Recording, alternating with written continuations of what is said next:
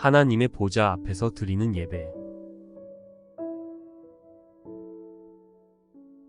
예배를 드릴 때 하늘문이 열립니다. 요한계시록은 사도 요한이 patmos섬에서 하나님께 받은 계시의 말씀입니다. 요한이 patmos섬에 유배되어 있을 당시는 황제 숭배가 극에 달했습니다. 황제에게 숭배하지 않으면 죽임을 당했습니다. 사자의 밥이 되었습니다.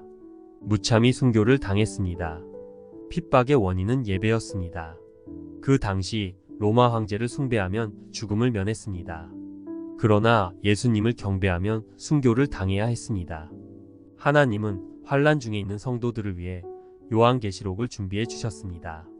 가이사를 숭배하지 않으며 우상에게 절하지 않기 위해 카타콤에 모여 예배를 드리는 성도들을 위해 요한계시록을 준비해 주셨습니다. 카타콤은 땅속에 굴을 파고 그리스도인들이 예배를 드리는 곳이었습니다. 그곳은 아주 열악한 환경이었습니다. 그곳에 머물게 되면 오래 살 수 없습니다. 그렇지만 초대 교회 성도들은 가이사를 숭배하지 않고 부활하신 주님을 경배하기 위해 카타콤에 모여 예배를 드렸습니다. 그러는 중에 수많은 그리스도인들이 순교를 당했습니다. 하나님은 환난 중에 있는 성도들을 위로하기 위해 또 그들이 드리는 예배가 얼마나 중요한 것인가를 일깨워 주기 위해 천상의 예배 모습을 보여주셨습니다. 사도 요한은 주의 날에 patmos섬에서 계시를 받았습니다. 사도 요한이 받은 계시는 정말 놀라운 계시였습니다. 주의 날은 주님이 부활하신 주일을 의미합니다. 예수님을 믿은 유대인들은 처음에는 안식일에 예배를 드리다가 차츰 예수님이 부활하신 날에 예배를 드리게 되었습니다. 예수님이 부활하신 날을 주의 날로 정하고 예배를 드렸습니다. 사도 요한은 주의 날에 성령의 감동을 받아 큰 음성을 듣게 되었습니다. 영광스러운 예수님의 모습을 보게 되었습니다. 7 교회에 대한 주님의 음성을 들은 후에 그는 하늘에 열린 문을 보게 됩니다. 이후에 내가 보니 하늘에 열린 문이 있는데 내가 들은 바 처음에 내게 말하던 나팔소리 같은 그 음성이 가로되 이리로 올라오라. 이후에 마땅히 될 일을 내가 내게 보이리라 하시더라. 하늘에 열린 문으로 그가 천상에 올라가서 본 것은 장차 될 일이었습니다. 그런데 하나님은 그에게 장차 될 일을 보여주시기 전에 천상의 예배 광경을 보여주십니다. 우리는 요한계시록 4장과 5장을 통해 천상의 예배 광경을 볼 수 있습니다. 우리가 천상의 예배 광경을 보면서 기억해야 할 사실이 있습니다. 그것은 우리가 예배를 드릴 때마다 하늘이 열린다는 것입니다. 하늘문이 열리고 하나님이 우리의 예배를 받으신다는 것입니다. 또한 영적으로 우리는 하늘에 올라가 신령한 예배를 드리게 된다는 것입니다. 사도 바울은 구원받은 성도들의 영적 위치를 다음과 같이 말하고 있습니다. 허물로 죽은 우리를 그리스도와 함께 살리셨고 또 함께 일으키사 그리스도 예수 안에서 함께 하늘에 앉으시니. 얼마나 놀라운 말씀입니까? 성도의 위치는 놀랍습니다. 비록 이 땅에 살고 있다 할지라도 영적으로는 예수님과 함께 하늘에 앉아있는 위치임을 기억해야 합니다. 우리는 주의 날, 즉 주일에 모여 하나님께 예배를 드립니다.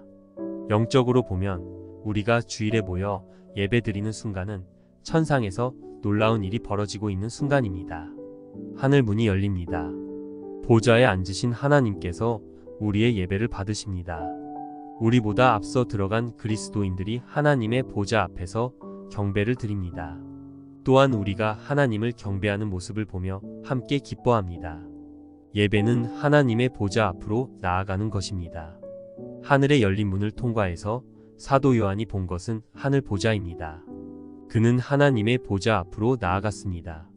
예배는 하나님의 보좌 앞으로 나아가서 보좌 위에 앉으신 이를 만나는 것입니다. 그에게 경배를 드리는 것입니다. 내가 곧 성령에 감동하였더니 보라, 하늘의 보좌를 베풀었고 그 보좌 위에 앉으신 이가 있는데 앉으신 이의 모양이 벼곡과 홍보석 같고 또 무지개가 있어 보좌에 둘렀는데 그 모양이 녹보석 같더라. 하늘의 보좌는 통치를 의미합니다. 하나님이 보좌에 앉아서 우주 만물을 통치하십니다. 보좌의 모습이 놀랍습니다. 또한 보좌에 앉으신 분의 모습이 아름답습니다. 요한계시록은 상징으로 되어 있습니다. 보석은 귀한 것입니다. 가치가 있는 것입니다. 무엇보다 변함이 없는 것입니다. 보좌에 앉으신 이의 모양이 벽옥과 홍보석 그리고 녹보석 같다는 것은 영원 불변한 하나님의 성품을 보여줍니다. 녹보석은 특별히 평화의 상징입니다. 또한 보석들은 보좌에 앉으신 분이 변함없이 고귀한 분임을 보여줍니다. 보좌에 무지개가 둘렸습니다. 무지개는 하나님의 언약의 상징입니다. 언약을 지키시는 하나님의 성실하신 성품을 보여줍니다. 하나님의 보좌 앞에 나아갈 때 우리는 언약을 지키는 성실하신 하나님을 만나게 됩니다. 성경은 하나님의 보좌를 은혜의 보좌라고 말씀합니다. 그러므로 우리가 긍휼하심을 받고 때를 따라 돕는 은혜를 얻기 위하여 은혜의 보좌 앞에 담대히 나아갈 것이니라.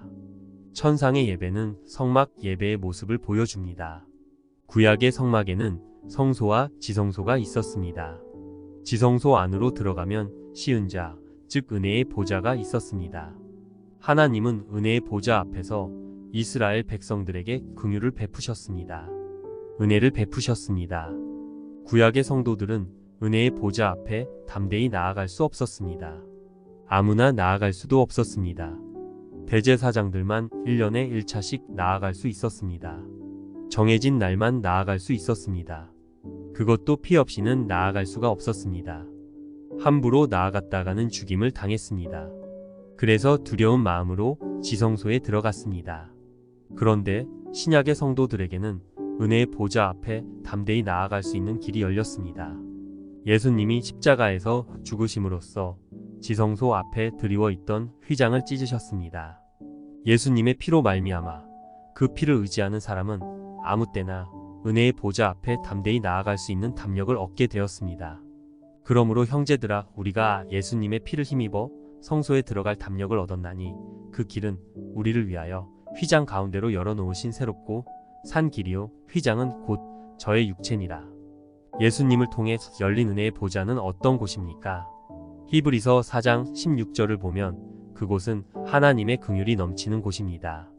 우리는 죄인입니다. 그래서 하나님의 긍휼이 필요합니다.